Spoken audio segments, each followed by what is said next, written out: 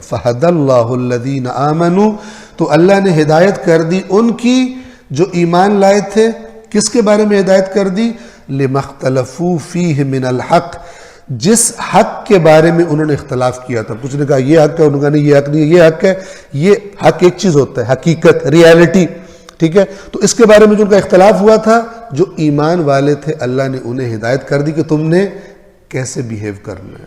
ابھی آپ ذرا غور سے سنیں، فرمایا ہدایت کر دی بِإِذْنِهِ، اپنے امر سے. یہ جو اذن ہے نا، عام طور پر اردو میں ہم اس کا میننگ جو ہمارے ذہنوں میں ہے، اذن یعنی اجازت. اذن یعنی اجازت. اذن کا ہمیشہ معنی اجازت نہیں ہوتا بلکہ حکم کے معنی میں بھی آتا ہے. وَمَا أَرْسَلْنَا مِن رَسُولٍ إِلَّا لِيُطَاعَ بِإِذْنِ اللَّهِ، ہم نے کوئی رسول نہیں بھیجا مگر یہ کہ اس کی اطاعت کی جائے اللہ کے حکم سے. اللہ نے کہا رسول کی اطیعوا اللہ و اطیعوا الرسول، اللہ کی اطاعت کرو اور رسول کی اطاعت کرو. یہ رسول کی اطاعت کرو اجازت ہے یا حکم ہے؟ یعنی میں تمہیں پرمیشن دے رہا ہوں رسول کی اطاعت کرو، غلط ہے. پرمیشن کا مطلب یہ ہوتا ہے نہ بھی کی تو کوئی بات نہیں، میری طرف سے اجازت ہے کر لو اگر کرنا چاہو تو.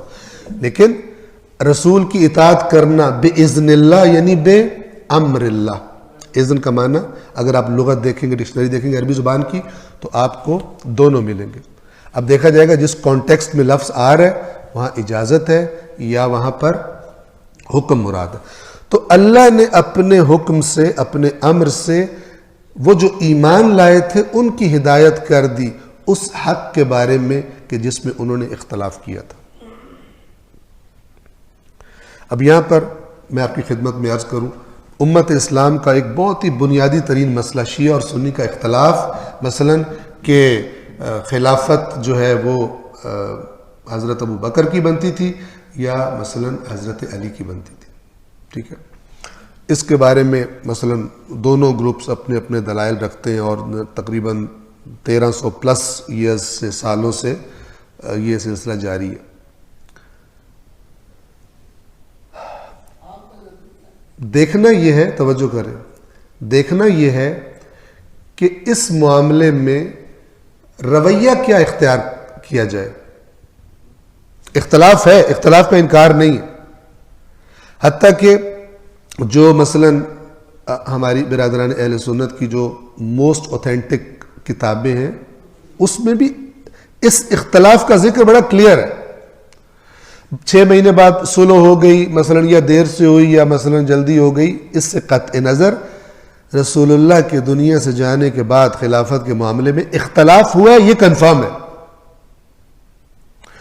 اس اختلاف پیش آنے کے بعد کیا رویہ اختیار کیا جائے. ٹھیک ہے، تو ہم پہلے بھی کہتے رہتے ہیں کہ اگر وہی رویہ اختیار کر لیا جائے، مثلا اپنے یہ تسلیم کر کے کہ مثلا حضرت علی کا حق گیا ہے، لیکن اس حق جانے کے بعد بھی تو پوچھا جائے نا کہ آپ نے کیا رویہ رکھا ہے. آیا آپ نے تلوار کھینچ کر جنگ شروع کر دی وہاں پر؟ آیا آپ نے اپنی پارٹی بنا کر الگ ہو گئے، ایک الگ سیٹ اپ بنا لیا؟ آیا حضرت علی کے بارے میں کسی غلط روایت میں بھی اس قسم کی چیز ملتی ہے کہ انہوں نے الگ کر دیا ہو، امت میں مثلا افتراق پیدا کر دیا ہو؟ نہیں کیا، نہیں کیا. یہ ان کی مسلم سیرت ہے کہ نہیں کیا.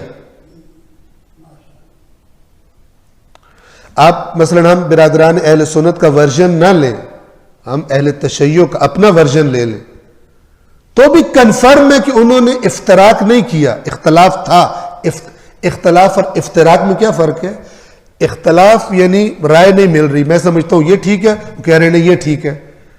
اس اختلاف کی وجہ سے افتراق، جدائی، الگ ہو جانا، گروپ الگ بنا لینا، فرقہ، جیسی افتراق سے لفظ فرقہ ہے. جو ہم نے پچھلی دفعہ پچھلے لیکچر میں آپ کو بتایا تھا وَلَا تَكُونُوا كَالَّذِينَ تَفَرَّقُوا وَاخْتَلَفُوا مِن بَعْدِ مَا جَاءَتْهُمُ الْبَيِّنَاتُ، ان لوگوں کی طرح نہ ہو جانا جنہوں نے تفرقہ کیا اور اختلاف کیا بینات آ جانے کے بعد. حضرت علی نے نہیں کیا،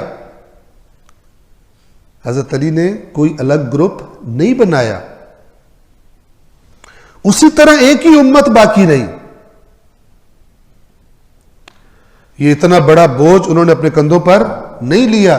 مثلا کہ یہ خلافت پر میرا رائٹ بنتا ہے, یہ رائٹ مجھے نہیں ملا, تو اب میں کیا کروں؟ آگ لگا دوں, گروپ بندی کر دوں؟ نہیں کیا ایسا کرے. تو پھر انہی کو فالو کیا جائے, جو ان کو فالو کرنے کا مدعی ہے وہ پھر انہی کو فالو کرے. جس طرح انہوں نے اتنی بڑی سیکریفائس کر کے امت کو ٹوٹنے سے بچا لیا, قیام کرتے تو افتراق ہو جاتا. دشمن جو انتظار میں بیٹھے ہوئے تھے کہ مسلمان لڑے, رسول ان کا ابھی دنیا سے گیا ہے, یہ ویک ہیں, سربراہ جو ابھی مثلا جو اصل سربراہ تھا وہ دنیا سے چلا گیا ہے, تو ہم حملہ کریں, ویٹ کر رہے تھے کہاں سے موقع ملے. حضرت علی کی سیرت نے, ان کے اس رویے نے ان کو وہ موقع فراہم نہیں کیا کہ وہ اسلام پہ ضرب لگائیں. چونکہ مدینہ یونائٹڈ رہا تو جو فتنوں جنہوں نے سر اٹھایا وہ بھی کچلے گئے. اگر مدینہ یونائٹڈ نہ ہوتا تو آج میں اور آپ پتہ نہیں کیا ہوتے. تو یہ ان کا رویہ ہے. یہ آیت یہ کہہ رہی ہے کہ جب اختلاف ہوتا ہے تو اللہ صاحب ایمان کو بتا دیتا ہے تو نے کیا رویہ اختیار کرنا ہے. ہو سکتا ہے تیرا حق چلا گیا ہو, لیکن وہ حق چلا جانا ایک پرابلم ہے, لیکن اس کو حاصل کرنے کے لیے اگر تو اقدام کرے ابھی تو اس سے بڑا فتنہ ہو جائے گا, اس سے بڑا فتنہ ہو جائے گا. توجہ فرما رہے تجھے کیا کرنا ہے؟ فَهَدَى اللَّهُ الَّذِينَ آمَنُوا, تو اللہ نے ہدایت کر دی ان لوگوں کو جو ایمان لائے تھے. ہمارے والے نہیں جو ہم سب کوئی مومن کہہ رہے ہوتے ہیں, جب ایمان بھی ہو گئے تو مومن ہے, وہ جس کو اللہ مومن کہتا ہے اور جس کی کوالٹیز اللہ نے قرآن میں بیان فرمائی ہوئی ہیں. ہدایت کر دی اللہ نے ان کی جنہوں نے جو ایمان لائے تھے اس معاملے میں جس میں انہوں نے اختلاف کیا تھا, یعنی جو حق تھا جس کے بارے میں اختلاف ہوا تھا, اپنے امر سے. واللہ یہدی من یشاء الی صراط مستقیم, اور اللہ ہدایت کرتا ہے جسے چاہتا ہے صراط مستقیم کی طرف, سیدھے اسٹریٹ راستے کی طرف.